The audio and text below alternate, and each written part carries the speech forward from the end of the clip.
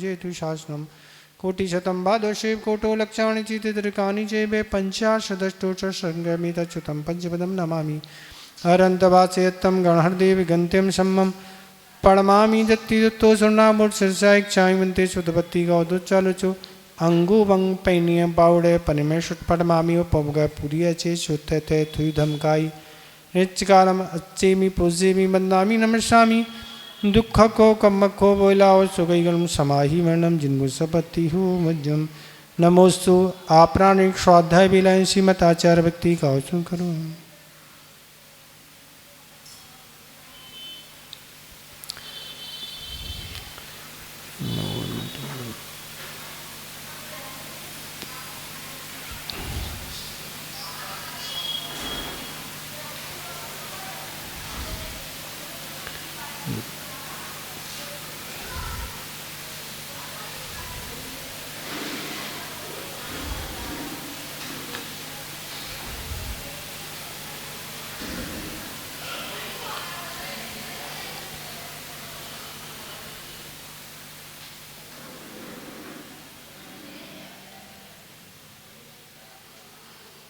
स्वतजलधि पार्गेभ्य सुपरमति विभावना पटुमतिभ्य सुचरित पुनिदिभ्यो नमो गुरुभ्यो गुरुभ्य छत्तीस गुण सम्मग्गी पंचव्याचार्य करण संदर्शी शिष्याणंग कुचरीदम्बारी शया वंदे गुरुवत्ती संजमेड़े तरंती संसाय शायरम घोरम छिन्नति अट्टगमम जमुनं न पाविन्ति नित्यमे तरंतो नृता ध्यानाग्निहोत्राकुला षट्कर्मा वीरता तपो धंधना साधु क्रिया साधवा शील प्रावरणा गुरपरणा चंदा तुति दुदका मोक्षण द्वार कपाटे पाटे मटा बीरंतु माम साधवा गुरुबा पांतु नित्यम ज्ञान दर्शन नायका चारिताणो गंभीरा मोक्ष मार्ग उपदेश का इच्छायुन्ते आरविति गौज चारुचु शमनान संजिताणम पंचव्याचनम आयरियारम आरजुदान उपदेशाण उज्जयाण तिरुगुरु पारायण सबसाण चेंच कालमंचिमी पूजिमी मन्नामी नमस्सामी दुख को कमखो बोलाओ सुगैगलम समाही वर्णम जिन्मुसपति हो वज्जम यस्वयं स्वभावाप्ति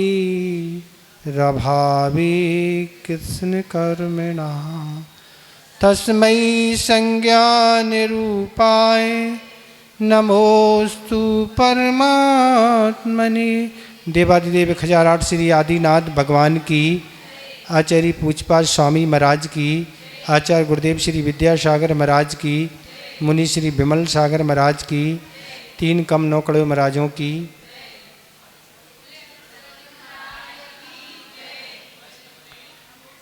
कल की व्याख्या सुनकर आचार्य महाराज से शिष्य कह रहा है कि संसार में पुण्यशाली संपत्तिमान जो जीव रहते हैं उनके पास तो सुख की अपार सामग्री रहती है, गाड़ी है, नौकर है,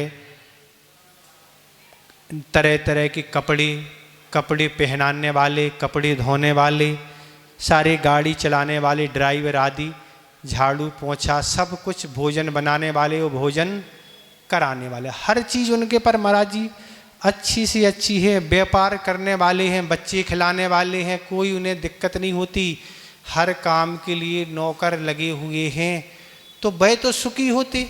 आप कल जो कह रहे थे कि ऐसे ऐसे संसारी प्राणी पर कष्ट आते हैं, पर जिनके पास धन नहीं है, नौकर नहीं है, पराश्रयचर्या हैं, उनको हम दुखी कह सकते। पर जिनके पास तो अपार धन वैभव सब कुछ है और सारी चीज़ें करने वाले हैं, उनको तो हम दुखी नहीं कह सकते।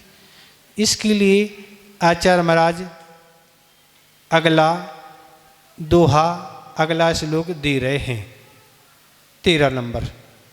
दुरर्जेना सुरक्षेण, इसमें दो तरह के पाठ होंगे। सुरक्षेण में आधा छाय आगे होगा, एक सुरक्षेण, दो तरह के। सुरक्षेण, दुरर्जेना सुरक्षेणे, दुरर्जेना सुरक्षेणे न सुरेण, यहाँ सुराघात होगा, न सुरेण धना दिना, धना दिना, न सुरेण धना दिना, नस्वरेण धना दिना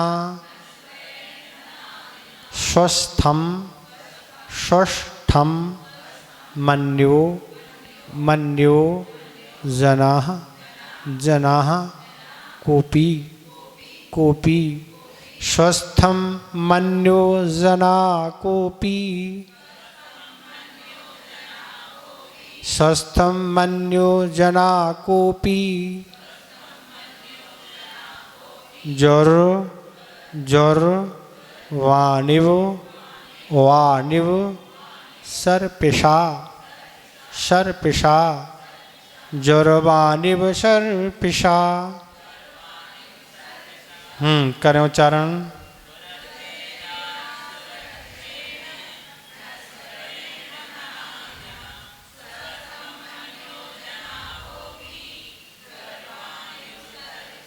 ठीक हो रहा उच्चारण?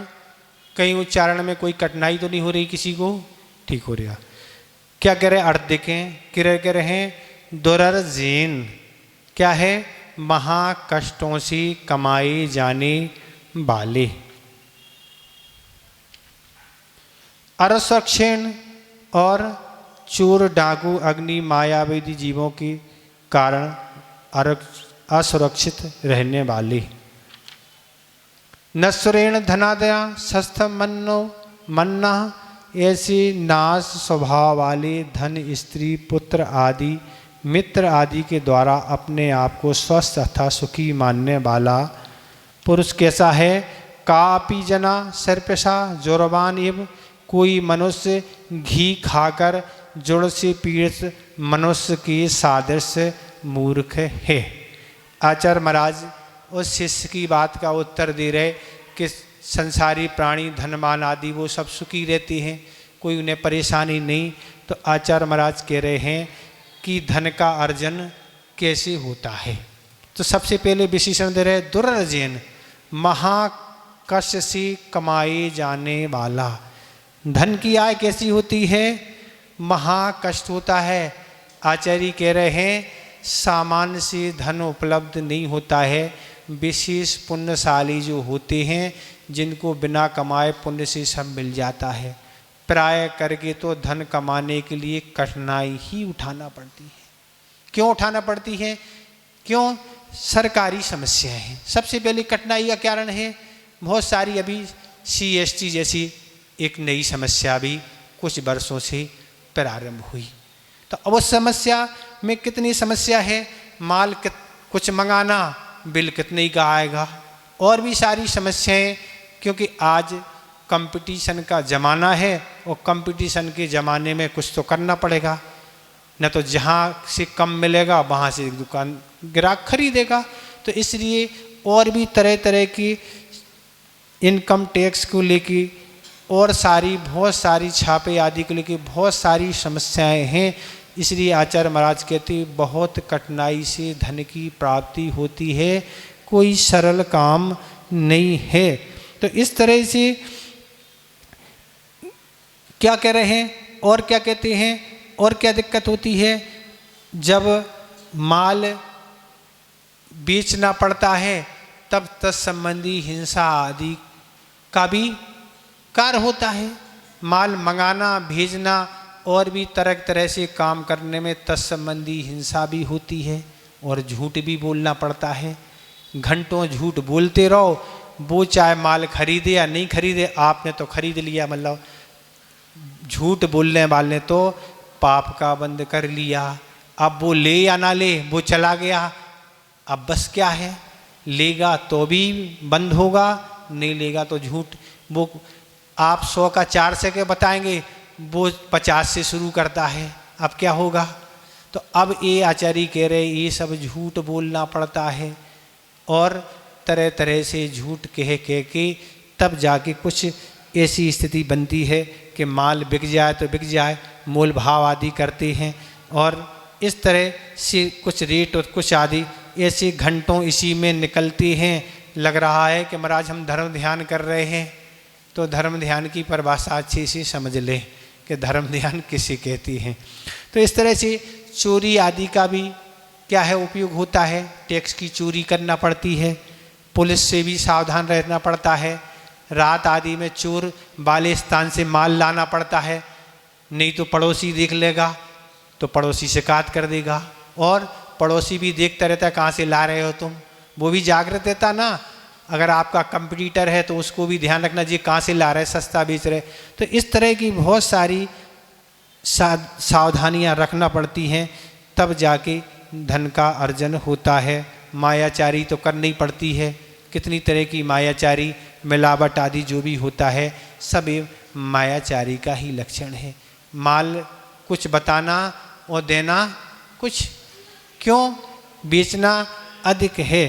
तो इस तरह से ये सारी स्थितियां होती हैं कि तरह तरह की परेशानियां उठाना पड़ती हैं। माल कभी कभी खराब हो जाता है, माल के रेट घट जाते हैं, संक्लेश बढ़ जाता है, आर रोध हो जाता है। महाराज अटैक केवल शारीरिक गड़बड़ियों से नहीं, मानसिकता खराब होने से, टेंशन बढ़ना से भी क्या हो जाते हैं, अटैक आ जाते हैं। और क्या हो जाता है, ब्लड प्रेशर लो हाई हो गए, कोई का शुगर हो गई, कोई को कुछ हो गया, तो तरह तरह के टेंशन बढ़ते हैं। क्लॉटिंग हो गई, कभी कभी ब्लड की क्लॉटिंग जम गया, कि ब्रेन हेमरेज हो गया, क्या करोगे अब। ये सारी स्थितियां गर्भित तो होती हैं। तो ये कह रहे हैं कि इस तरह से बहुत सारी स्थितियां होती हैं, ऐसे रास्ते निकालने पड़ते हैं कि जैसे हम कम से कम में माल बेच के क्या है, धन की आय कर सकें, झूठ बोल आदि के, हिंसा आदि करके। और भी बहुत सारे बातें सुनना पड़ती हैं, ये वो कहे महंगा देते हैं, ऐसा करते, तो सब सुनना पड़ता है। अच्छा जी कहते दद्दा भी कहना पड़ता है, भैया दद्दा ले लो अब का है। तो ऐसी भी भाषा का प्रयोग प्रेम से करना पड़ता, न तो वो ग्राहक चला जाएगा। तो इस तरह से ये सारी स्थिति होती है। और क्या होता है, यहाँ तक वर्तमान युग में कथानक आते हैं कि धन कमाने के लिए विदेश भी जाते हैं लोग। चारुदत्त का जो कथानक आता है, जब वेश्या के यहाँ पूरा धन उसका जब समाप्त हो गया, अब वह सोचता है कि घर जाके हम क्या करेंगे, माँ को अपना मुँह क्या दिखाएंगे। तो वह क्या है, गहने लेके और वह विदेश धन कमाने चला गया। धन कमाया, वहाँ उसने रुई का व्यापार करके रुई खरीद के लाया, और एक जंगल में रात्रि विश्राम कर रहा था। बांसों की रगड़न से वह पूरी रुई जो लाया था पूरी नष्ट हो गई, दरिद्र हो गया। अब क्या जो था सब गया।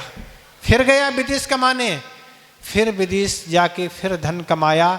फिर वह एक जहाज पर सवार होके आ रहा था, जहाज फट गया, सारा पूरा समुद्र में चला गया जो कुछ।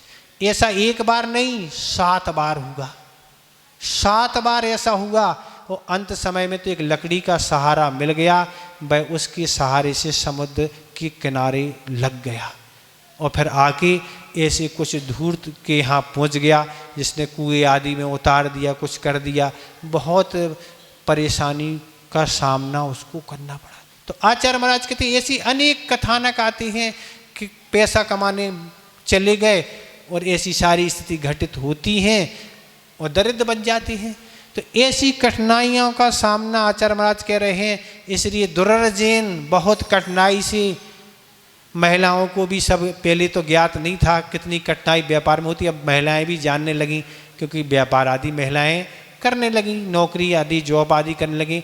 उनको भी कुछ समझ में तो आता होगा कि कुछ कठिनाई होती, पहले नहीं होता था, पर अब समझ में तो कुछ आता है। तो इस तरह से ये सारी स्थितियां जाके होती हैं, विदेश आदि से लौट के ये सारी स्थिति हैं। अब माल बेच दिया, पार्टी फेल हो गई, अब वह देने में समर्थ नहीं है, क्या करोगे। आपने तो कमा लिया, दे दिया, अब कहाँ से मिलने वाला है। यह सामने वाले की नीयत खराब हो गई, क्या करोगे, नहीं दे रहा वो। आपको तो अपनी इज्जत बरकरार मार्केट में रखना तो देना पड़ेगा जिसका लिया है, पर सामने वाला दे या ना दे। तो ये सारी स्थितियां होती हैं। और जिनके व्यापार आदि नहीं चलती है, पुण्य कमजोर है, उन्हें तो सप्ताह में बाजार करना पड़ती है। हर जगह का निश्चित समय दिन रहता है, वहाँ जाके सर्दी गर्मी सब कुछ सहन करना पड़ती है, तब जाके माल बिकता है। दुकान पर ग्राहक नहीं आते तो अपना माल लेके जाओ, कहाँ बेचने, दुकान पर, उनके घर पर दिखने जाओ। तो इस तरह से इसमें तरह तरह की व्यापार आदि साप्ताहिक से करना पड़ते हैं। और ऐसे छोटे छोटे गांव में तो ये स्थितियाँ होती, लोग बताते कि दिन भर दुकान पर माल बेचना और शाम को बड़े नगरों में लेने जाना। ट्रेन में जाना है, अब ट्रेन में जगह ही नहीं है, इतना डब्बा पैक है कि गेट के अंदर तक बाहर तक भरे हुए हैं। अब गेट पर लटक के जाते हैं, नहीं तो ट्रेन ही नहीं मिलना ना। वो माल खरीदते हैं, रात में वापस आते फिर बेचना। ऐसा हफ्ते में कई दिन करना पड़ता है। ऐसी सारी स्थितियाँ की परेशानी आदि उठाना पड़ती हैं। इसलिए आचार्य महाराज कह रहे बहुत कठिनाई से धन होता है, लगता है कि मिनटों में होता है, पर इस तरह से काम नहीं हो पाता है। तो आजकल ये व्यापारों में बहुत ज़्यादा कठिनाई है, इसलिए कह रहे आचार्य महाराज बहुत कठिनाई से कमाए जाने वाला वैश्य कह रहा है कि पुण्यवान, कोई पुण्यवान हो तो अलग है, पर कठिनाई तो सभी को जाती है। महाराज सेठ लोगों को कुछ नहीं करना, नौकर लगे सब लगे, पर सेठ लोगों को मानसिक टेंशन कितनी रहती है, विचार करो ना। उनकी मानसिकता को पकड़ो तब पता लगेगा कि सेठ लोग सुखी हैं कि दुखी हैं। एक विद्वान ने एक बार बताया था कि एक नगर में कहीं संगोष्ठी थी, कोई भी महासमिति आदि का अधिवेशन था, उसमें सभी लोग थे। तो एक विद्वान भी अपने नगर जाना था उन्हें, और एक उद्योगपति थे, उनको भी जाना था। दोनों ट्रेन में एक साथ जब सवार हुए और दोनों लेटने लगे, वो लेटे, उद्योगपति जी थे, जब लेटने से पहले उनने कुछ गोलियां खाई कि ये गोली काहे की है, कल ये नींद की गोली है। क्यों आती नहीं इसकी बार, रोज खाना पड़ती, इतने सारे टेंशन हैं दिमाग में, फट रहा सिर, दिन भर इतने काम रहते हैं, इतनी समस्याएं हैं कि गोली खा के ही प्रतिदिन नींद आती है, इसके बगैर नींद आती नहीं। ऐसे लोग हैं बताओ। और यहाँ तो महाराज स्वाध्याय में आ जाती, महाराज आप कितनी स्पिगरी है महाराज, कभी भी आ जाती, दिन हो या रात हो। आचार्य कहते निद्रा को कभी लज्जा नहीं आती, वो तो कहीं आ जाती, उसको कोई लज्जा का काम नहीं होता, आ जाती नींद। पर नोट गिनते गिनते कभी नहीं आई, कोई आई, भोजन करते भी नहीं आई होगी किसी को, और गप्पें करते भी नहीं आई है महाराज। बाकी समय माला तो क्या है, नींद की गोली है, ऐसे आ जाती तुरंत। कैसे आ जाती हमें को नहीं पता। तो ये सारी स्थितियाँ हैं। तो ऐसे महाकष्ट होते हैं, दिन भर हिंसा, झूठ, चोरी, मायाचारी सब पाप करते रहो, ठगने के बहुत सारे क्या है रास्ते निकालते रहो कि अब ग्राहक आएगा तो कैसे उसको हम क्या बनाएंगे, बुद्धू बनाएंगे। अब वो बुद्धू बने चाहे नहीं, तुम तो बुद्धू बने ही रहे हो ना। तो इस तरह से बुद्धू बनाते हैं। ये क्या है, रौद्र ध्यान है। क्या है, मृषानंद, झूठ बोल के आनंद बनाना, ये क्या है, रौद्र ध्यान है। तो ऐसे रौद्र ध्यान होते हैं महाराज। आचार्य महाराज ने एक बार कुंडलपुर में गर्मी में थे, तब आचार्य हम लोग सिद्धांत ग्रंथों को आचार्य महाराज सुबह सुबह पढ़ाते थे। कसाय पहाड़ का स्वाध्याय सुबह सुबह चलता था। गर्मी अधिक थी, कुंडलपुर की गर्मी की तो कोई सीमा नहीं, अपन कुछ नहीं कह सकते। जैसी रात और वैसे ही दिन। 3 बजे सुबह सुबह कुछ ठंडक होती थी जब उठने का समय होता था, पूरी रात पापड़ की तरह यूं पलटते रहते थे। थोड़ा वहाँ संकेत कर दो। आरती वार्तालाप धीरे से करें। कहो आपका वार्तालाप यहाँ नहीं सुनना, आप वहीं सुनाए ना, यहाँ किसी को नहीं सुनना। हाँ, तो वहाँ ये स्थिति रहती थी कि दिन तो पूरी गर्मी पूरक निकलता था, रात भी पूरी ऐसी गर्मी, ऐसी लपटें, पूरा दिन और रात बिल्कुल नींद। 1-8 महीने तो सोना हो ही जाता नहीं था। तो सुबह सुबह कसाय पाठ पढ़ते थे। तो कुछ आचार्य महाराज कुछ ऐसी चीज़ें सुनाते थे। एक बार आचार्य महाराज ने सुनाया कि भारतवर्ष में अनेक उद्योगपति हैं जो बहुत ज़्यादा परेशान हैं। किससे? रोगों से। मानसिक रोग और शारीरिक रोग इतने ज़्यादा हैं कि वो बहुत ज़्यादा अस्वस्थ रहती है। और इस अस्वस्थता को देख के एक व्यक्ति ने एक उपाय सोचा कि उद्योगपति सारे बीमार रहते हैं, इनको हमारी स्वस्थ करने की भावना है। और उसने एक शिविर लगाने का एक प्रोग्राम बनाया और उसने सोचा कि हम एक शिविर लगाएंगे और उसने एक पेपर में विज्ञप्ति जारी की कि जो भी अस्वस्थ व्यक्ति हैं, मानसिक और शारीरिक रूप से जो भी परेशान हैं, जो भी बड़े लोग, छोटे लोग नहीं, जो बड़े बड़े नंबर 1 पर जो पहुंच गए हैं भारतवर्ष में, जो अनेक बीमारियों से ग्रसित हैं, उनके लिए हमने एक शिविर का आयोजन किया है। उस शिविर में कोई फीस नहीं रखी है, बस यही शर्त है। जो भी हमारी शर्त हैं शिविर में रहने के, जो नियम हैं, उनको फॉलो करना पड़ेगा। आप हमारे शिविर में पधारें और 15 दिन में आपको ठीक कर दिया जाएगा, कोई भी आपको बीमारी हो। और उसने विज्ञप्ति जारी की, अनेक उद्योगपति उसके शिविर में पधारे और पधारने से उनको सारे नियम से अवगत कराया गया कि आपको रात्रि में 10 बजे सोना, अर्थात सोना, सुबह 5 बजे उठना होगा। आपको सिर्फ 2 बार ही भोजन मिलेगा, पानी अपनी इच्छा अनुसार आप ले सकते, और भोजन भी आपको सिंपल सादा मिलेगा। यहाँ कोई डिशमिश की कोई व्यवस्था नहीं है, न कोई विशेष। यहाँ तो आपको साधारण सब्जी, दाल सब्जी का ही आपको भोजन मिलेगा। आपको कोई मोबाइल नहीं रख सकते, आप कोई टेलीफोन पर बात नहीं कर सकते, आप कोई मैगजीन नहीं पढ़ सकते, आप किसी से वार्तालाप नहीं कर सकते। सोने के लिए आपको केवल चटाई ही मिलेगी।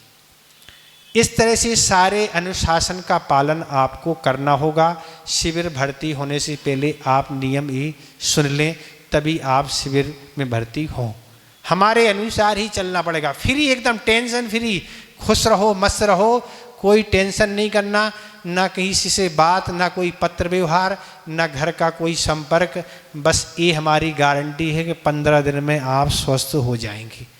सारे लोग भर्ती हो गए और नियम का पालन करते हुए और खुश व मस्त रहते हुए सारे उद्योगपति 15 दिन के लिए पूर्ण स्वस्थ हो गए। कोई टेंशन नहीं। टेंशन का कारण क्या है? ओवरलोड, कितने सारे काम, कितने सारे ओवरलोड। तो ये सारे जब टेंशन दिमाग पर, कोई भी बीमारी पहले मन में विकसित होती है, मानसिक, फिर इसके बाद शरीर में आती है। तो ऐसे जब लोड आप लेंगे व्यक्ति, तो फिर मानसिकता से ग्रसित होकर अनेक रोगों से ग्रसित हो जाते। ब्लड प्रेशर कोई लो, कोई हाई, कोई कुछ हो रहा, कुछ को चक्कर आ रहा है, कोई ये आ रहा है। क्यों? जरूर से ज़्यादा। इसलिए आचार्य महाराज ने रखा, प्राणों की हिंसा क्या है? लोग प्राणों की हिंसा क्या मानते हैं? कि दूसरों को मार। अपने प्राणों की हिंसा स्वयं हम कर रहे हैं। अगर हम अपनी इंद्रियों से ज़्यादा काम ले रहे हैं तो हम स्वयं अपनी हिंसा कर रहे हैं। अगर हमारे उपवास करने की ज़्यादा क्षमता नहीं, हम ज़्यादा उपवास कर रहे हैं, तो भी प्राणों की हिंसा है। अगर हम माला फेरने की अधिक शक्ति नहीं और हम जबरदस्ती कर रहे हैं, कोई भी कार्य हम अधिक कर रहे हैं, तो हम अपने स्वयं प्राणों का घात कर रहे हैं, वो भी हिंसा है। ये नहीं हम दूसरे की हिंसा है। इसलिए ये सारी मानसिक चिंताएं, टेंशन से लोग आज दुखी हैं, और कुछ तो दूसरों के सुखों से दुखी हैं। उनकी ये क्या कहें हम बताएं? वो अपने दुखों से नहीं, दूसरे सुखों को देखकर वे दुखी हैं कि जी कितने सुखी है ना, वो भी एक दुख का कारण है। तो ऐसे आचार्य महाराज कहते हैं कि वो सारे के सारे सब ठीक हो गए। तो ये सारी स्थितियां हैं। आपको भी ठीक होना, तो आप तो बिना शिविर के ही ठीक हो सकते। आपका तो स्थान भाई घर ही अच्छा है, आप तो टेंशन फ्री हो जाएं तो आप सब ठीक हो सकते हैं। बहुत सारी चिंताएं आपको लगी रहती हैं, जिन चिंताओं से मतलब नहीं। जैसा अभी हमने परसों आपको सुनाया था, कौन धुनेगा कौन भुनेगा, वो आपको पता है। जिन्हें नहीं सुना वो सुन लेंगे दूसरे से। तो इस तरह से आचार्य महाराज कहने वाले हैं कि इस तरह से बहुत ज़्यादा टेंशन आज चल रहा है। आज ऑनलाइन व्यापार होने लगा, उससे भी व्यापार की स्थिति डाउन होने लगी। वो भी लोगों को टेंशन का एक कारण बन गया। रिलायंस फ्रेश आदि बहुत सारी चीज़ें ऐसी मानसिकताएं रूप में फैल रही हैं। और जेंट्स तो ये कहते हैं कि एक पुरुष को सामान बेचना फिर भी सरल है, महिलाओं को सामान बेचना तो बहुत टेढ़ी खीर है ना। कई बार वापस करना, परेशान करना, और भी परेशानी। एक महिला को सामान बेच दिया, मतलब आप सही दुकानदार हैं, ये समझ में आ जाता है। तो इस तरह से ये आचार्य महाराज इसमें कह रहे हैं कि महा कष्टों से कमाए जाने वाला सामान से नहीं है, ऐसा बहुत कठिनाई होती है, बहुत तरह के पाप आदि करना पड़ते हैं, तब जाके क्या होता है, क्या होता है, धन का संचय होता है। आचार्य गुणभद्र महाराज ने आत्मानुशासन में एक श्लोक लिखा, 45 नंबर का श्लोक, उसमें लिखा कि धनवान कैसे बनते हैं। उसमें एक श्लोक दिया, उन्होंने उदाहरण दिया, जिस तरह से शुद्ध पानी से कभी भी नदियाँ जल से परिपूर्ण नहीं होती हैं। शुद्ध जल का मतलब बरसते हुए पानी से कभी भी नदियाँ आज तक भरी नहीं, न कोई समुद्र भरा, न कोई तालाब और न कोई बांध। शुद्ध पानी से, अर्थात शुद्ध पानी से मतलब बरसते हुए। अब शुद्ध से नहीं तो अशुद्ध से कैसे भरती हैं? तो चारों तरफ से जब पूरा गोबर, मिट्टी, लकड़ी, मलमूत्र, हड्डी आदि सारे मिले हुए सब तरह का गंदा पानी जब पूरा इकट्ठा होके अन्य सूत्रों से आके जब आता है, जब किसी नदिया में उफान आता है, भर जाती है। जब तक चारों तरफ का पानी नहीं आएगा तब तक नदी बांध आदि नहीं भरते। आचार्य महाराज जब आत्मानुशासन ग्रंथ 2007 में बीना बारह में पढ़ा रहे थे, तब उन्होंने उदाहरण दिया था, जैसे लिप्टन टाइगर चाय होती है वैसे पानी दिखता है बारिश में, कैसा अलग तरह का, चाय की तरह का। तो ऐसे शुद्ध पानी से कभी नदियाँ पर नहीं होती हैं, गंदे पानी से होती हैं। इसी तरह कभी भी धनवान कोई भी बिना पाप करके धनवान नहीं बनते हैं। जो भी धनवान बनते हैं हर तरह के मायाचारी पाप सब कुछ करना पड़ता है, तब धनवानों के यहाँ धन बढ़ता है। गरीबों लोग धनवान बनते हैं, न्याय नीति से उपार्जन करके कोई भी धनवान नहीं बनता। ऐसा आचार्य गुणभद्र महाराज ने आत्मानुशासन में उल्लेख किया। ऐसे अन्याय से ही धन आता है, न्याय से धन नहीं आता। और फिर अन्याय का फल क्या है? तो अन्याय का फल आप सब सुन चुके हैं। तो इस तरह से ये व्याख्या हो गई। अगला विशेषण दे रहे हैं असुरक्षिण। और कमा लिया तो असुरक्षित है। क्या सुरक्षित है? चोर डाकुओं की दिक्कत है ना, घर में रख भी लिया, अरे घर पहुंचना बाद में है, दुकान से घर जा रहे थैला ले लिया, छुड़ा लिया, क्या करोगे ना आप? अब देना तो दो, ना तो आप भी चलो साथ में ना, आपको भी यही निपटा देंगे, अब क्या करोगे आप ना। ये सारी स्थिति है। तो कह रहे असुरक्षित, कमा लिया तो असुरक्षित है, बैंक में जमा करने जा रहे तो दिक्कत है, निकाल के ला रहे तो दिक्कत है, कहीं भी बाहर सामान खरीदने भी जा रहे तो ट्रेन में रात भर जागना पड़ता है। कहाँ रखा वो सब पता कर ले, कहाँ रखा आपको बताने की ज़रूरत नहीं, वो सब निकाल लेंगे। जूतों के अंदर है कि कौन के अंदर है, सब वो निकाल लेंगे। तो ये सारी ऐसी आवश्यकता है ट्रेन में भी और अन्य जगह दिल्ली वगैरह की तो स्थिति बहुत भयानक है। तो ऐसे कहते हैं असुरक्षित, चोर डाकू, चोर से, डाकुओं से, जेब कटों से और घर से भी खतरा है ना। क्यों कि आजकल महिलाओं के भी खर्चे बढ़ गए ना। तो 2000 का ही नोट है तो निकाल लिया, अब क्या करें, घर में ही असुरक्षित है, वहाँ की असुरक्षा क्या कहें। चोर डाकुओं से आदि से भी बहुत भय है। और क्या कह रहे हैं, आजकल बड़े बड़े गिरोह हैं, बड़े बड़े नगरों में, नागालैंड, आसाम में बताते हैं, बच्चे स्कूल जाते हैं, पकड़ लेते हैं, लाओ 5 करोड़, नहीं दोगे तो ख़त्म। ऐसे बड़े बड़े गिरोह महीने बंधे रहते हैं, हर महीने पैसा नहीं भेजा ले जाएंगे, किसी को भी ले जाएंगे। ऐसे अन्य जगह गिरोह हैं, उन गिरोह में भी ये सारी स्थितियाँ हैं। तो इस तरह से ये डाकू आदि, चोर आदि, इस तरह से ये अग्नि आदि, अग्नि से भी धन नष्ट हो जाता है। दुकान घर में अग्नि लग गई, साफ। एक नगर की घटना है, हम एक नगर में ग्रीष्मकाल कर रहे थे, उनका तेल घी आदि का व्यापार था, लाइट या किसी कारण अग्नि लग गई।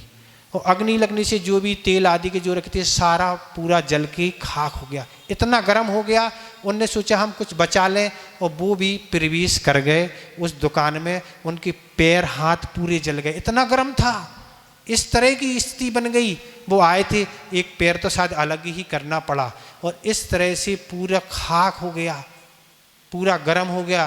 तो ऐसे अग्नि के द्वारा भी असुरक्षित है। धन तो कमा लिया, बड़ी बड़ी फैक्ट्रियों में आग लग जाती है, जल के स्वाया हो जाती है। और माया भी और क्या कह रहे हैं, मायावी लोगों से आज धन को दूने करने वाले भी आने लगे हैं। आपके गहने दे दो, हम तो आपको दूना कर देंगे, 2-4 के दूने कर देते हैं और बाकी लाख लेके भाग जाते हैं। महिलाएं तो बड़ी लोभ में आ जाती हैं, दे देती हैं और समस्या बस खत्म, चले गए ना। तो मायावी तो आज अगर इनसे भी असुरक्षित है तो इस तरह से अनेक हैं। बच्चे आदियों से भी दिक्कत है, भाई जुआ आदि में लगा दें, BPL और काई भी IPL क्या क्या चलते वायदे आदि बाजार, लोग आके सुनाते हैं महाराज हमारा तो परिवार बर्बाद हो गया, सारा धन गया, कहाँ गया, लगा दिया। ये सारी ये हैं सब जुए के रूप हैं।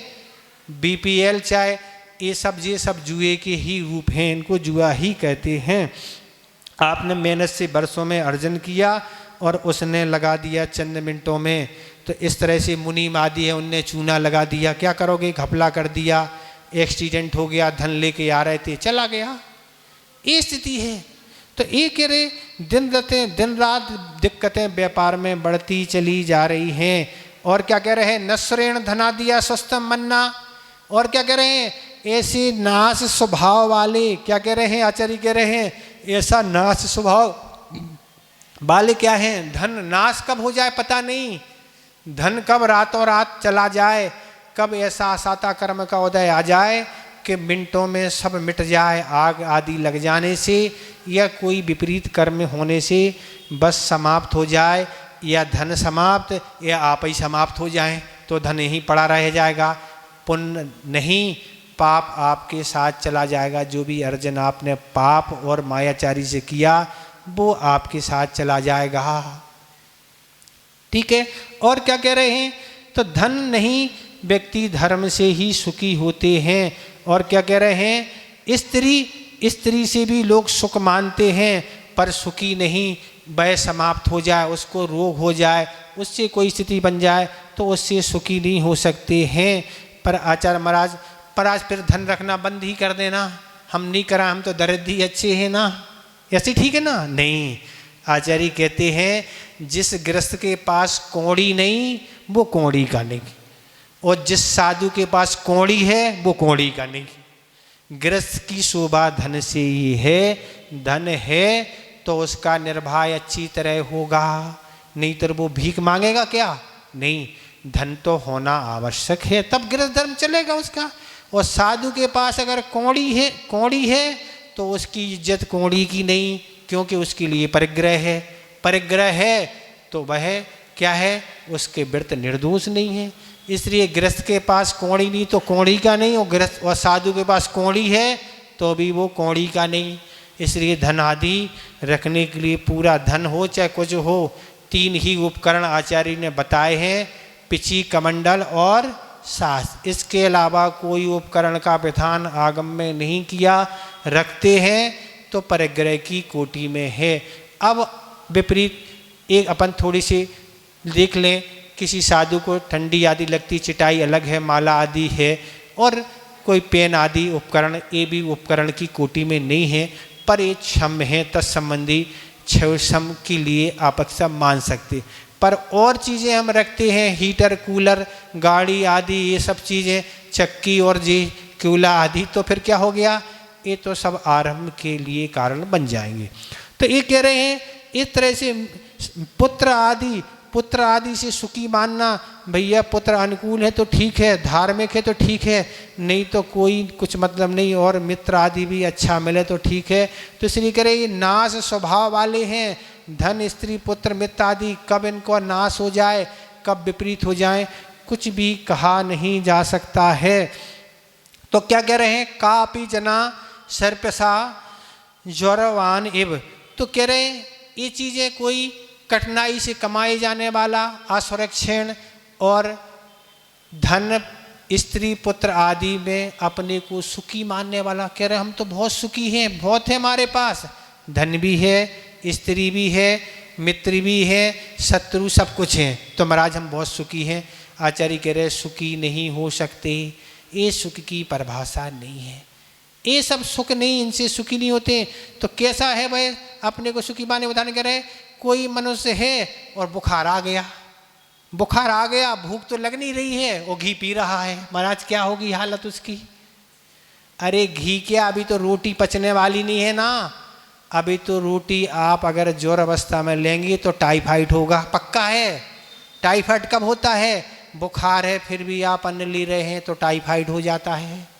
तो जोर अवस्था में तो भैया खिचड़ी खाई जाती है, दलिया खाया जाता है, मखाने खाए जाते हैं, दाल का पानी पिया जाता है, दाल पी जाती है, लौकी आदि, और जो कुछ भी हल्का हल्का जो आराम से पच सके।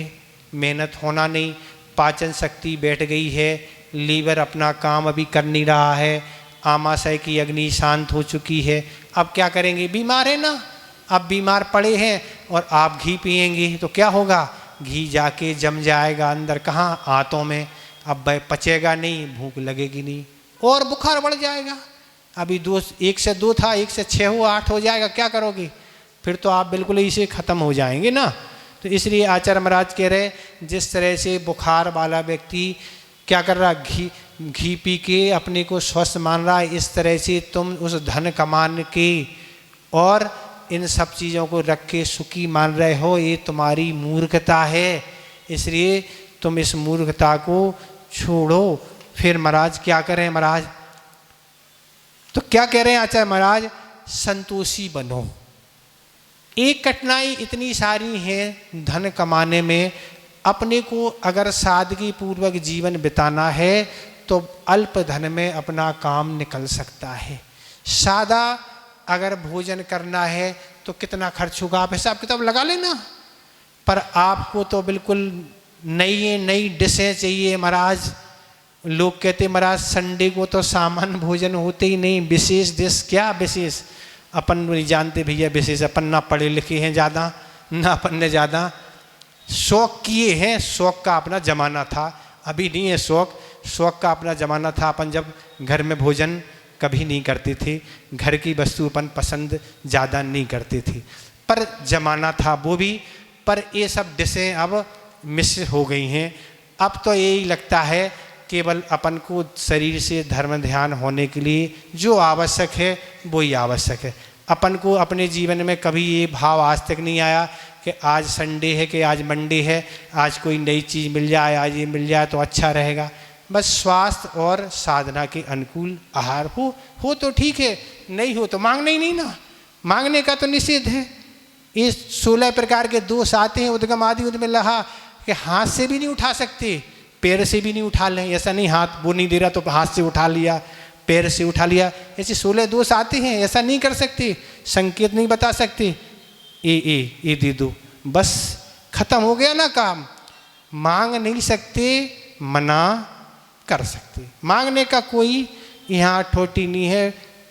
पहले तो आप सोच समझ के त्याग करें, त्याग करने से पहले सोचें ना इतना त्याग क्यों कर रखे मांगना पड़े। आप तो अपनी अनुकूलता से छूट रखें, जो अनुकूल है सो ले लेना, वो त्याग अच्छा नहीं कि मांगना पड़े, तरह तरह की वो करना पड़े। तो इस तरह से अगर सिंपल भोजन के लिए ज़्यादा धन की आवश्यकता नहीं है, आप ऐसा भोजन करें जो आपके स्वास्थ्य के लिए, साधना के लिए अनुकूल है, तो बहुत अल्प धन में काम हो सकता है। और साधारण पहनावा आपको करना है तो भी धन नहीं चाहिए। अब 10, 15, 20 हज़ार की साड़ी एक नहीं 3 से 65 चाहिए तो कैसे क्या स्थिति होगी महाराज, कितनी, एक दिन की एक तो कम से कम होगी ना, नहीं होगी कि 2, 3 तो फिर ज़्यादा हो जाएगी ना। तो कुछ तो फिर धन महाराज बहुत चाहिए पड़ेगा ना, और सस्ती वाली से काम चलते ही नहीं। किसी ने बताया महाराज 5,000 से कम की तो कोई बात होती नहीं ना, कम से कम 5,000 की होना। तो ये जब होगा तो ऐसा धन न्याय अन्याय से कमाना ही पड़ेगा। वस्त्र है, आभूषण है, अगर सादगी से हमें जीवन जीना तो अल्प धन में हमारा जीवन अच्छा निकल सकता। और अगर हम भी मांग करेंगे, समर्थन करेंगे तो हमें भी पाप का बंध होगा। वो कमा रहे हैं महाराज, हमें कुछ नहीं लग रहा है, ऐसा मत समझो, हम ही तो मंगा रहे हैं तरह तरह की वस्तु।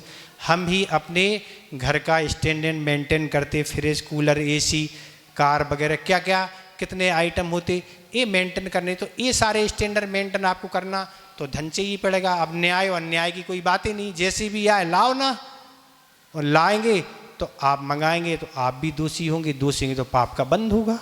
तो सादगी से आप रहन सहन आदि करते हैं अपना। हम ये नहीं करें आप दरिद्र बन के मांगने लग जाओ, पर आपका जितना सुचारू रूप से अच्छे से आप नए कपड़े, स्वच्छ कपड़े और भी जो कुछ है अच्छे से आप रहें, पहने। ऐसा नहीं दरिद्र की तरह रहें, पर इतने संतोषी रहें कि अपना न्याय पूर्वक कमाई से अपना निर्वाह हो जाए, जिससे अपन और अपने साथी को कोई दुर्गति का सामना नहीं करना पड़े। तो ये अपनी क्या है, सही बुद्धि और विवेक है। ये अपनी सामने वाले साथी को न्याय मार्ग पर चलाने का ये है। ऐसा नहीं कैसे भी आप करते रहो। तो ये कह रहे हैं कि इस तरह से आप संतोषी बनेंगे, विवेकी बनेंगे, तो ये सब क्या है, ज़्यादा कठिनाइयों का सामना नहीं करना पड़ेगा, ना असुरक्षण। जब ज़्यादा नहीं रहेगा तो सुरक्षा की कोई बात नहीं, जब बहुत ज़्यादा रहता है तो सुरक्षा की बात रहती है। आज ऐसी कहते हैं कि नौकर तो केवल 8 घंटे की ड्यूटी करता है, आया 10-11 बजे चला जाएगा शाम को, पर सेठ जी तो 24 घंटे के नौकर होते ना। नौकर तो चला गया, सेठ जी तो अभी क्या है, उन्हें सब गिनना है, समेटना, रखना, सब कुछ करना है।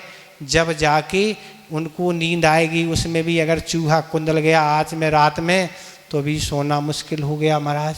ये सारी स्थितियाँ हैं, तो ऐसी सारी स्थितियाँ होती हैं। तो अब दृष्टांत याद आ रहा है तो सुन ही लें आप काय को भूखे रहें। एक दृष्टांत याद आ रहा कि इस पंचम काल में भी लोग कैसे संतोषी रहते हैं और कैसे अपना सादगी से निर्वाह करते हैं, कैसे व्यक्ति होते। इसी पंचम काल में एक व्यक्ति हुए, वह तत्व ज्ञान की बड़ी पकड़ रखती थी, बहुत जबरदस्त स्वाध्याय और तत्व ज्ञान था, बड़े संतोषी थे और बिल्कुल शांति से रहते थे। हीरा जवाहर पन्ना आदि ऐसी कीमती वस्तुएं थे तो उनकी यहाँ आपके यहाँ जैसे कचड़ी में पड़ी रहती, ऐसी पड़ी रहती थी। कोई बिल्कुल निर्ममत भाव रहता था, कोई मतलब नहीं, ऐसी पड़ी रहती थी और अपने शांति से परिवार के साथ वह रहते थे। ज़्यादा कुछ नहीं।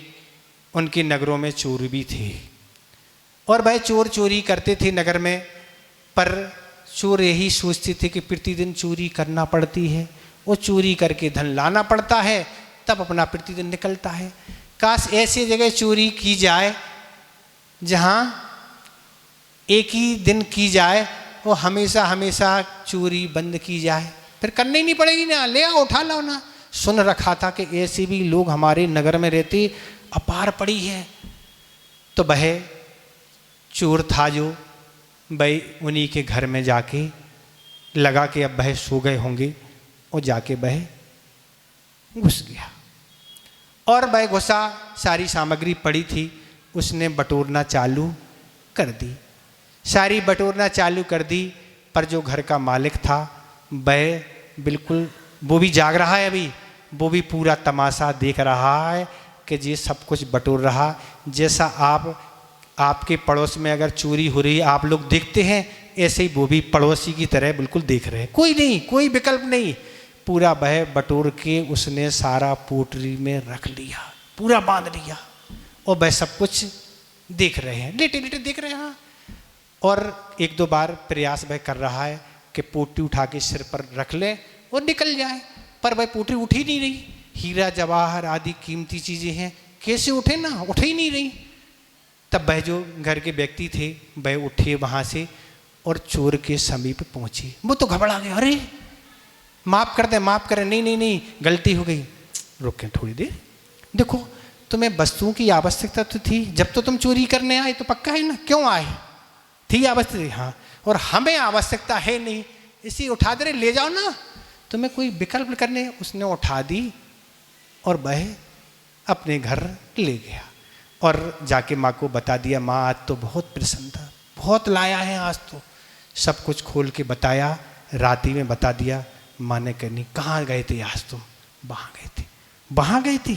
उनके यहाँ जरूर गए थे। नहीं, जाओ वापस करके आओ। ऐसे घर गया चोरी करने की? नहीं, अभी वापस करके आओ। ऐसे न्याय व्यक्ति और निर्मत व्यक्ति की तुमने चोरी की, कौन होंगे?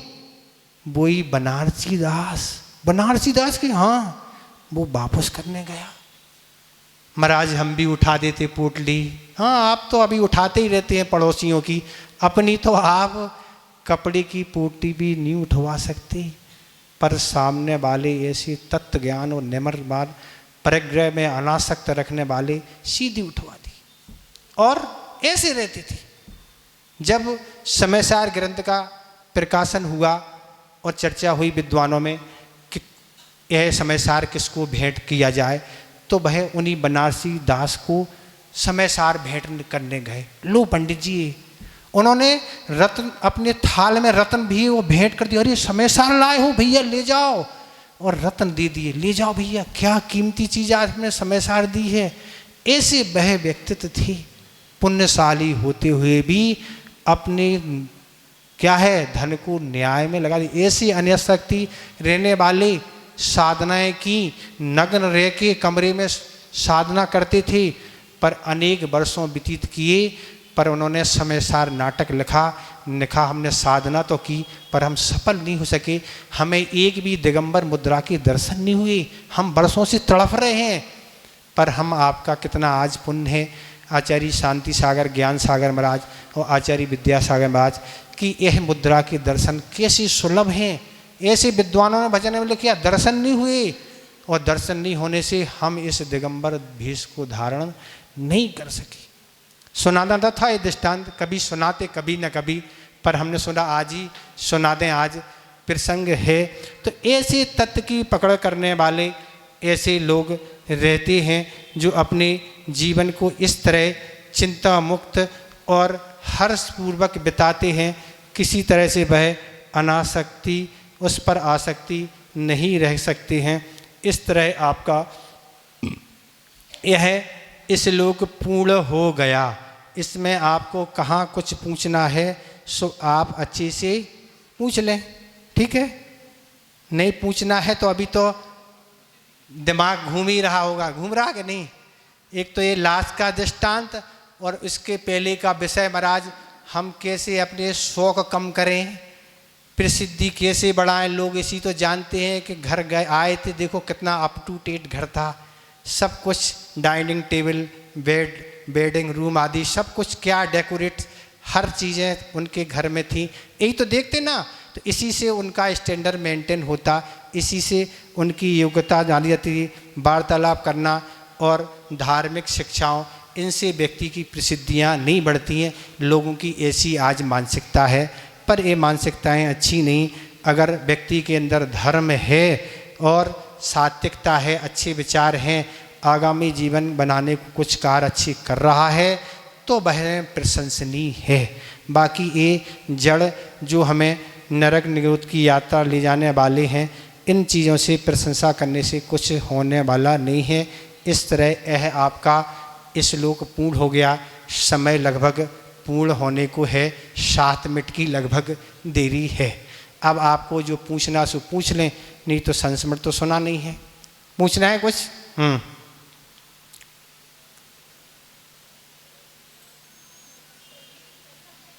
क्या?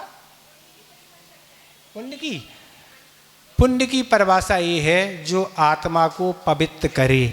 आत्मा जिससे पवित्र होती है उसको बोलते हैं पुण्य, और जो आत्मा को अपवित्र करे उसको बोलते हैं पाप। जिससे आत्मा दुर्गति जाए उसको बोलते हैं पाप। ये पुण्य पाप की परिभाषा है। और कुछ? बाकी तो सब समझ में आ रहा है आपके, पर आज कुछ शिकन ज़्यादा सी लग रही है। क्यों लग रही है? क्योंकि आपके फेवर में बात नहीं की गई। प्रशंसा कहते अच्छा अच्छा काम करो महाराज, खूब अच्छा परिग्रह बढ़ाते चलो तो बहुत अच्छा रहेगा महाराज। परिग्रह बढ़ाने की बात करो ना आप, तो हमारा भोपाल में नाम होगा कि वो भी एक धनी लोग हैं। तो एक दृष्टांत और सुन लें आप ना, छोटा सा है, याद आ गया, फिर सुन लेना।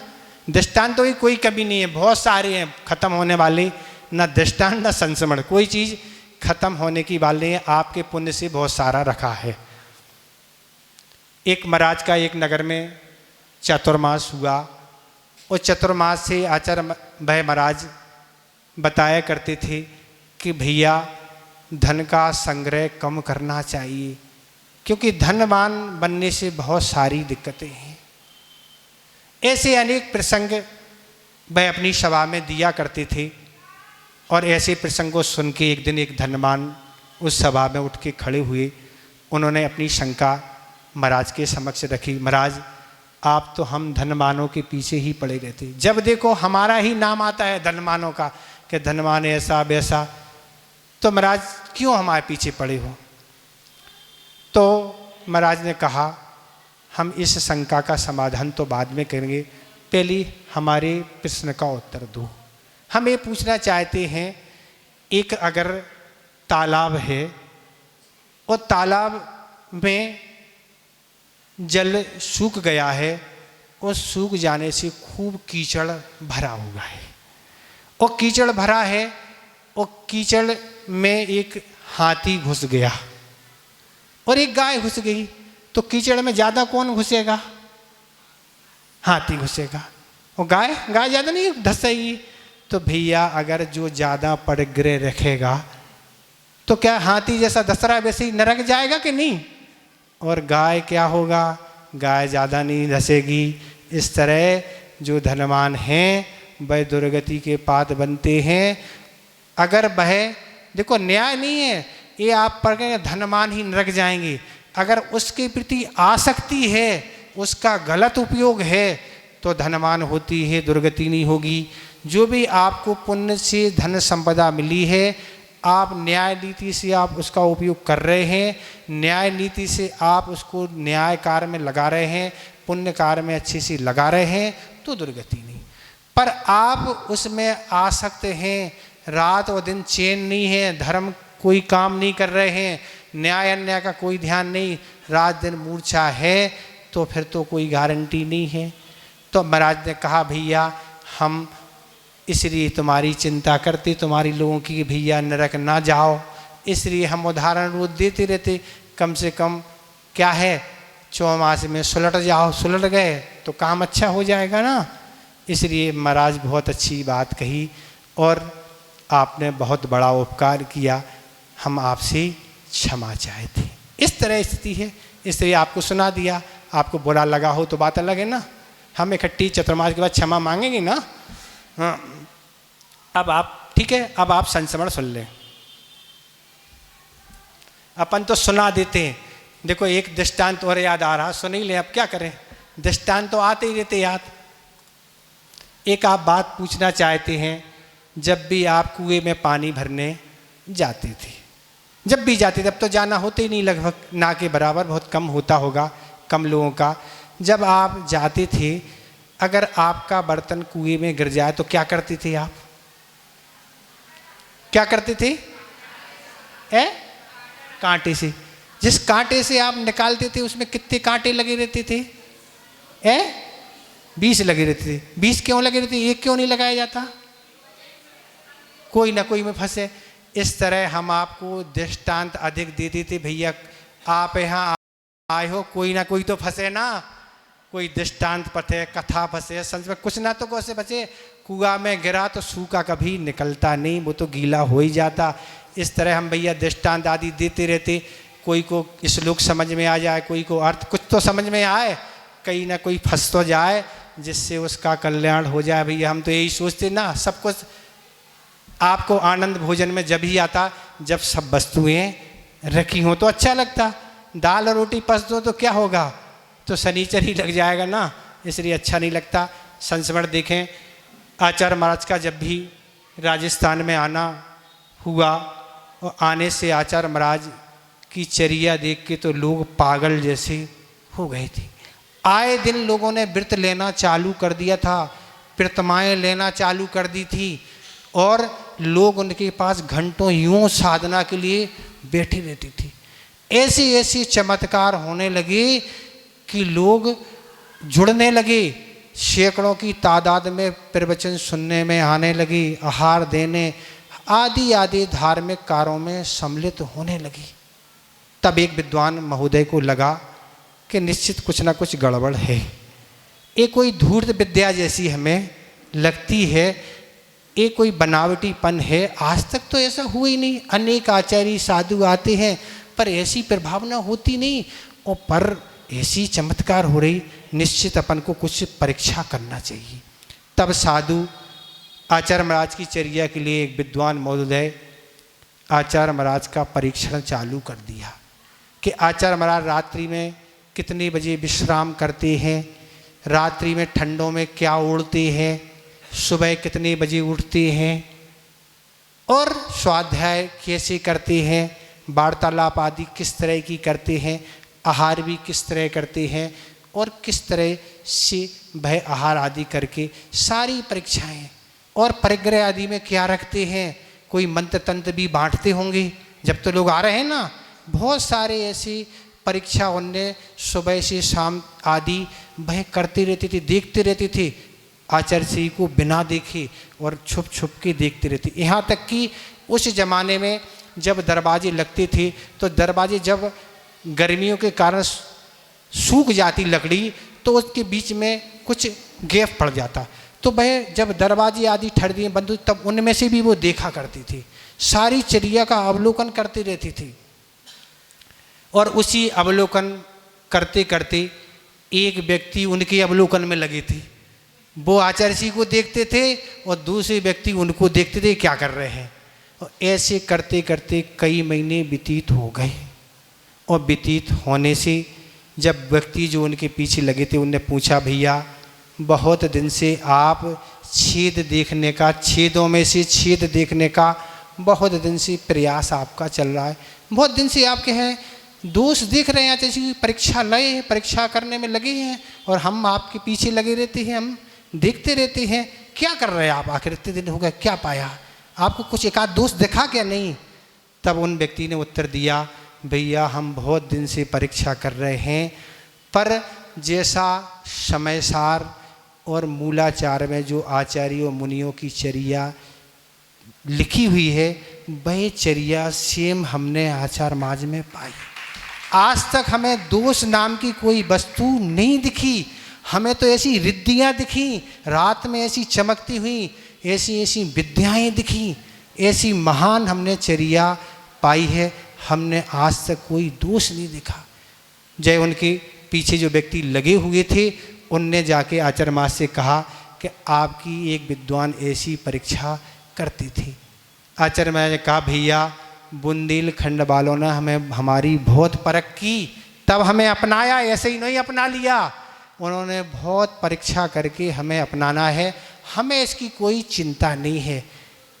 कुंभकार ने घड़े बनाए हैं, अब उसने पका के रख दी, खूब ठोको ना आप, कितना ठोकना आपको, जिससे ठोकना सो ठोको, हमें कोई छल कपट और मायाचारी से कोई नहीं, हमें तो अपनी आत्म साधना और कर्म निर्वाह करना है, इसलिए निर्दोष मार्ग का पालन करना है।